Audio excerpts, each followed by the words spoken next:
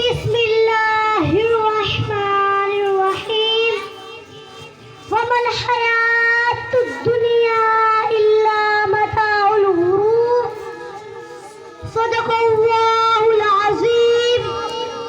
وقال النبي صلى الله عليه وسلم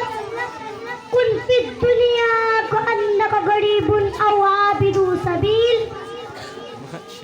جگہ جی لگانے کی دنیا نہیں ہے جگہ جی لگانے کی دنیا نہیں ہے یہ عبرت کی جا ہے تماشا نہیں ہے میرے محترم استاد اکرام اور میرے ہم سفر ساتھیوں السلام علیکم ورحمۃ اللہ وبرکاتہ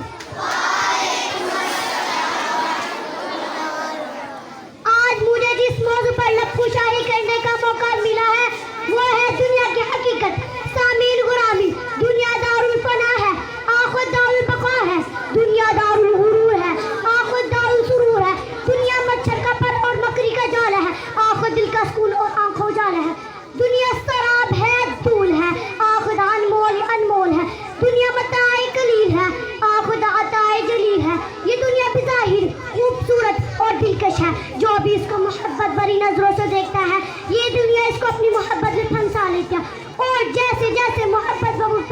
بڑھتی جاتی ہے یہ دنیا اس سے دور ہوتی جاتی ہے اور اس کے ساتھ کھیل کھیلتی ہے اور اس کو عبد دنیا و دراہیم بنا کر رکھ دیتی ہے اور اس کے دل و دماغ سے دین و اسلام کی محبت فراموش کر کے رکھ دیتی ہے رب کائنات نے فرمایا وَمَا الْحَيَاةُ الدُّنْيَا إِلَّا مَتَاعُ الْغُرُورِ یعنی دنیا کی خوشمائی سراسر دھوکے کا ایک سامان ہے جس کی حیثیت عند اللہ لنگڑے مچھر کی پر کے برابر بھی نہیں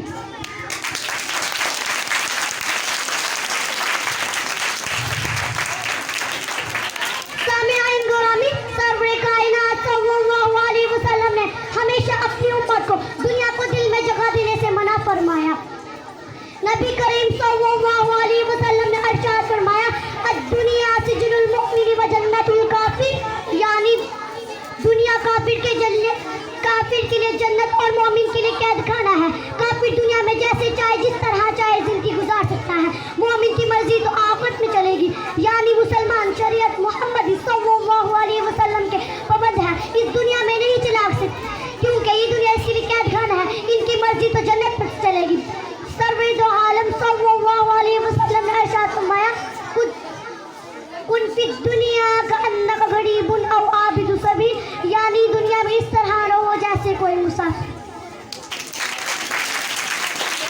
قرآن گھر میں ہے مگر ہم پڑھتے نہیں قرآن گھر میں ہے مگر ہم پڑھتے نہیں ہم دل میں ذرا بھی خوف اللہ کا رکھتے نہیں